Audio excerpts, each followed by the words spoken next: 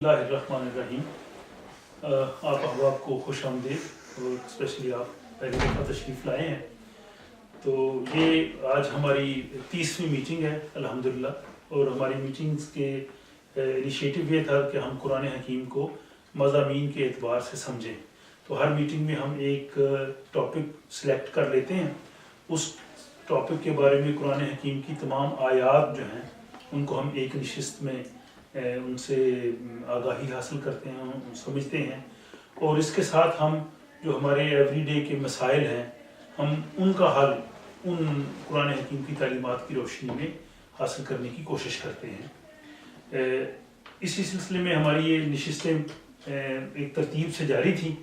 شروع سے ہم نے کائنات کی تخلیق کے بارے میں آیات قرآنی پڑھی، اور اس کے بعد دنیا میں لائف کی ابتدا کے بارے میں، بایولوجیکل سائنسز کے بارے میں قرآن حکیم کی کیا جو ہے تعلیمات ہیں، اور انہی میں پھر آدم کی تخلیق کے بارے میں ہم نے قرآن کی آیات جو ہیں وہ ہمارے سامنے آئیں۔ آدم کے بعد پھر ایک سٹیپ اگر اس کے اوپر جائے تو پھر مومن ہے، کہ مومن کے بارے میں قرآن حکیم نے کیا کہا ہے۔ اور گزشتہ نشست میں ہم نے مومن کی جو زندگی ہے قرآن حکیم، احادیث رسول صلی اللہ علیہ وآلہ وسلم، اور اس میں ہم نے علامہ اقبال کے کچھ اشعار بھی ہم نے لیے تھے جو مرد مومن کے بارے میں انہوں نے کہا تھا۔ تو ان سب کی روشنی میں وہ تمام آیات ہم نے اس ہماری پچھلی جو نشست ہوئی تھی جنوری میں، اس میں ہم نے ان تمام آیات قرآنی کو دیکھا تھا جو کہ مومن سے متعلقہ تھی۔ چونکہ یہ ٹاپک کافی کمپریہنسو ہے اور قرآن حکیم کی پوری تعلیمات کا ایک خلاصہ ہے کہ جو کس قسم کا انسان جو ہے وہ قرآن حکیم کی تعلیمات کی روشنی میں ہونا چاہیے، وہ ایک مومن ہے۔ اور اس میں ایک بے شمار آیات ہیں، احادیث بھی ہیں کہ جو مومن کی زندگی کس طرح سے ہونی چاہیے۔ تو یہ طے پایا تھا کہ اگلی نشست جو ہے اس میں مزید اس کو ہم کنٹینیو کریں گے۔ تو آج کی نشست میں ایک تو میں گزشتہ نشست کا مختصر ایک دفعہ پھر آپ کے سامنے وہ خلاصہ رکھتا ہوں کہ مومن کے بارے میں قرآن حکیم نے کیا کیا تعلیمات کہی ہیں، مومن کی کیا خوبیاں ہونی چاہیے، اور کن چیزوں سے مومن اپنے کردار کو بچاتا ہے۔ اور وہ جو چیزیں ہیں وہ سب مل کے ایک انسان کا کریکٹر بناتی ہیں۔ تو کریکٹر بنیادی طور پر ایک مومن کا، مسلمان کا کیا ہونا چاہیے وہ ہمارے سامنے آئے گا۔ پھر اس کی بنیاد پہ پچھلی نشست میں جیسے ہماری بات ہوئی تھی کہ کریکٹر بنیادی طور پر ہے کیا، اور آج کے دور میں اس پہ بہت بات ہوتی ہے۔ تو اس میں ہم یہ دیکھیں گے، اور پھر ہم جو گراؤنڈ ریئلٹیز ہیں، اکثر ہم کہتے ہیں کہ یہاں پہ جو لوگ ہیں وہ ان میں اخلاقی برائیاں کم ہیں، اور جو ہمارے مسلمان ہونے کے باوجود ہمارے معاشرے میں بے شمار ایسی اخلاقی برائیاں ہم میں موجود ہیں۔ تو وہ کیوں ہیں، ان کی ریزنز کیا ہیں، کیا وجہ ہے یہ سوسائٹی یا یہ جنہیں ہم کہتے ہیں کہ یہ مومن بھی نہیں ہے، مسلمان بھی نہیں ہے، لیکن اگر وہ بہتر طور پہ اپنا اخلاق پیش کر رہے ہیں، اور ہم جو اس چیز کے دعوے دار ہیں ہم میں وہ کمی کس وجہ سے ہے، اس چیز پہ انشاءاللہ آپ احباب جو ہیں وہ ضرور بات کریں گے، سب احباب مجھے توقع ہے۔ اور اس کے ساتھ ساتھ جو ہے کہ اسی سے پھر یہ ہے کہ ہماری جو اگلی آنے والی جنریشن ہے اس کا ہم کس طرح سے ایک بہتر کریکٹر ڈیولپ کر سکتے ہیں۔ اور ایک بہت بڑا جو ہے وہ سوالیہ نشان آتا ہے کہ جی جو بچے یورپ میں رہ رہے ہیں ان کا کیا کردار سازی میں کون سی مشکلات ہیں۔ اکثر لوگ سمجھتے ہیں کہ یہاں کا معاشرہ، یہاں کے حالات صحیح نہیں ہیں، اور بچوں کو اچھے کردار کی تعمیر کے لیے اپنے ان ممالک میں واپس لے جایا جائے، پاکستان، بنگلہ دیش، انڈیا، اور وہاں کے شاید ماحول میں رہ کے وہ اچھے انسان بنیں۔ تو اس پہ بھی ہم بات کرنا چاہیں گے کہ اصل حقائق ہیں کیا۔ تو میں مختصراً پہلے ان چیزوں کو آپ کے سامنے بیان کرتا ہوں، پھر آپ احباب جو ہے وہ اس میں آج زیادہ آپ احباب جو ہیں وہ حصہ لیں گے۔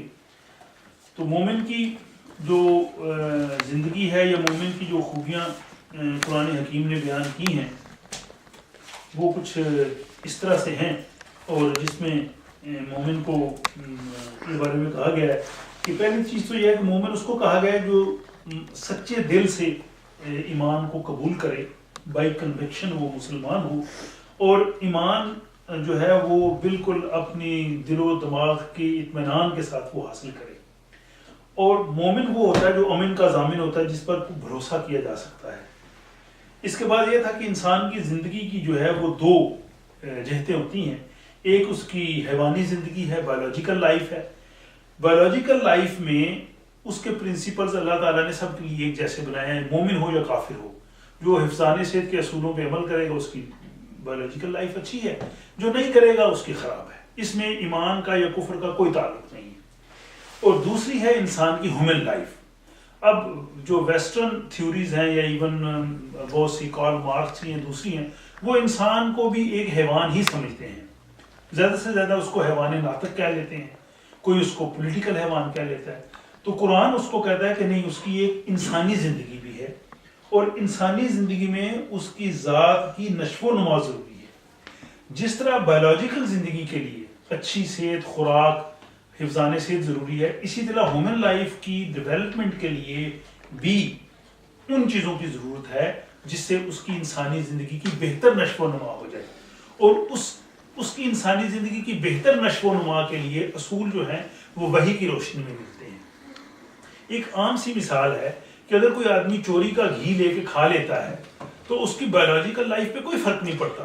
گھی چوری کا ہو یا آپ خرید کے لائیں، اس نے مطلب آپ کی انرجی آپ کو دینی ہے. یہ نہیں کہ چوری کے گھی نے کو آپ کو پرابلم دے دی ہے. لیکن آپ کی جو ہیومن لائف ہے، انسانی لائف ہے، جو آپ کی ذات کی نشو و نما ہے یا خودی ہے یا جسے روح ہے، کچھ آپ کہہ لیں، اس کو وہ ڈیمیج کرے گا. تو اس کی نشو و نما کے لیے وحی نے جو ہے وہ اصول بنائے ہیں، وہ پرماننٹ ویلیوز ہیں. جس طرح بایولوجیکل زندگی کے لیے کہ پرماننٹ ویلیوز ہے، اگر آپ یہ کھائیں گے تو یہ نقصان ہو جائے گا، اگر اس طرح کی وائٹامنس لیں گے، یہ لیں گے، بیلنس ڈائٹ لیں گے، ایکسرسائز کریں گے، آپ کی ہیلتھ اچھی ہوگی. تو اسی طرح وہ پرماننٹ ویلیوز جو وحی کی روشنی میں، قرآن کی روشنی میں ہمیں ملی ہیں، اگر ہم اسے کریں گے تو ہماری خود ہی ہماری جو ذات ہے اس کی نشو و نما بڑھتی جائے گی، اور موت کے بعد بایولوجیکل زندگی یہیں رہ جائے گی لیکن یہی انسانی ذات جو ہے یہ آگے جائے گی. تو اس لیے اس کی بھی اتنی ہی اہمیت ہے. یعنی زندگی صرف فزیکل نہیں ہے. اب ان تعلیمات کی روشنی میں ہمارے سامنے جو سوسائٹیز نظر آتی ہیں، ایک وہ ہوتی ہیں کہ جس میں معاشرے کے جو افراد ہیں وہ اخلاقی ضوابط کی پابندی نہیں کرتے، اور اگرچہ وہ معاشرے، وہ لوگ جو ہیں وہ پرماننٹ ویلیوز کے مطلب دعویٰ کرتے ہیں، لیکن پیپل، عام لوگ جو ہیں وہ ان ویلیوز پہ عمل نہیں کرتے. وہ معاشرہ جو ہے وہ بھی پرسکون اور ترقی یافتہ نہیں ہوتا. اور اس میں عام ہمارے جو مسلم سوسائٹیز ہیں کہ ہمارے پاس ویلیوز تو ہیں لیکن ہمارے کردار میں ان کی جھلک نہیں ہے. تو ظاہر ہماری سوسائٹیز جو ہے وہ آگے اس کی ڈیولپمنٹ یا اس کا آگے پروموٹ ہونا مشکل ہے. دوسرا معاشرہ ہوا ہے کہ جس میں لوگ تو اخلاقی ویلیوز کی پابندی کرتے ہیں، انڈیویجول لیول پہ لوگوں میں جھوٹ نہیں بولتے، وعدہ خلافی نہیں کرتے، کسی کو نقصان نہیں دیتے، انسانیت کے لیے کام کرتے ہیں. لیکن مجموعی طور پر وہ معاشرہ جو ہے وہ پرماننٹ ویلیوز یا ہیومن جو لائف ہے اس کے اصولوں پہ نہیں کھڑا ہوتا. تو وقتی طور پر تو اس معاشرے میں سکون اور اس میں آرام نظر آئے گا، لیکن ان دا لانگ رن پرماننٹلی وہ سوسائٹی نہیں جا سکتی. جس کی مثال میرے خیال میں یورپین سوسائٹی ہے کہ انڈیویجولس تو یہاں پہ صحیح ہے لیکن بیسس جو سوسائٹی کی ہے وہ پرماننٹ ویلیوز کے مخالف ہے. جو ان کے قوانین ہیں بے شمار ایسے ہیں جو اس سے متصادم ہیں جو وحی نے کیے ہیں. اس میں اگر یہ چیک اینڈ بیلنس کا اصول رکھتے جائیں تو ہو سکتا ہے اس کی لائف تھوڑی چلتی جائے لیکن بالآخر یہ سوسائٹی پرماننٹلی نہیں جائے گی. لیکن تیسری سوسائٹی جو آئیڈیل جس کو قرآن کہتا ہے، اس میں لوگ بھی ان ویلیوز پہ عمل کریں اور سوسائٹی کی جو قانون سازی ہے، سوسائٹی کی جو لا ہے، فاؤنڈیشن ہے، وہ بھی انہی اصولوں پہ ہو. وہ ایک مومنین کا معاشرہ ہو سکتا ہے. اس کے ساتھ جو مومنین کی اب صرف ویری بریفلی میں بات کروں گا کہ مومنوں کی جو خوبیاں بتائی گئی ہیں وہ یہ ہے کہ ایک دوسرے کا وہ تمسخر نہیں اڑاتے، ایک دوسرے کو برے ناموں سے نہیں پکارتے، ایک دوسرے پر الزامات عائد نہیں کرتے، وہ بدظنی سے بچتے ہیں. افواہ یا غلط خبر جب ان تک وہ پہنچتی ہے تو ان کا فرسٹ ری ایکشن یہ ہوتا ہے کہ نہیں یہ بات غلط ہے یا یہ بہتان ہے، اور اس کا وہ دوسروں کو وہ کمیونیکیٹ نہیں کرتے، چرچا نہیں کرتے.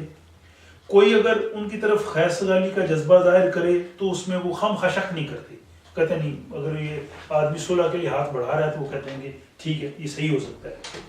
غیبت نہیں کرتے، ایک دوسرے کو اذیت نہیں دیتے، اپنے دل کو شفاف رکھتے ہیں.